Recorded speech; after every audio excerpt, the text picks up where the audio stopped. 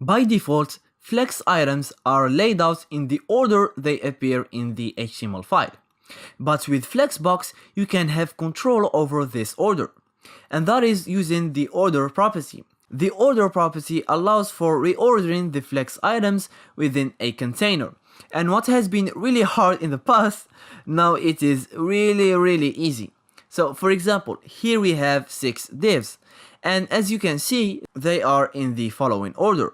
You have the first one, then the second one, then the third one, up to the 6th one. They appear in the order they come in the source code.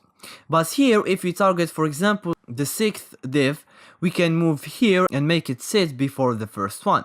Now the default order of flex items is 0. So if you want to place this 6th div at the beginning of the row, I have to give it a value lower than 0. For instance, -1 will move it at the beginning of the row. -2 will also have the same effect. Now let's target the third box and move it to the end of the row. So here let's write the selector that targets that specific element, and then we need to use the order property. So remember, all flex items by default have an order property of 0. So if you want to move this specific flex item to the last position, you have to give it a value that is higher than 0. So for example, a value of 1 will move it to the last position. A value of 2 will also have the same effects. Now what if you wanted to move an element and make it stand next to other flex items? For instance, what if you want the 4th flex item to sit next to the 6th flex item and the 2nd flex item?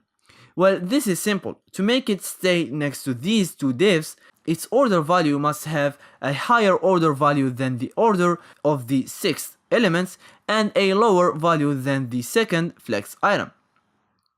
So remember, all flex items have by default an order of 0, and for the 2nd flex item, we're not setting explicitly its order value, which means it has an order of 0.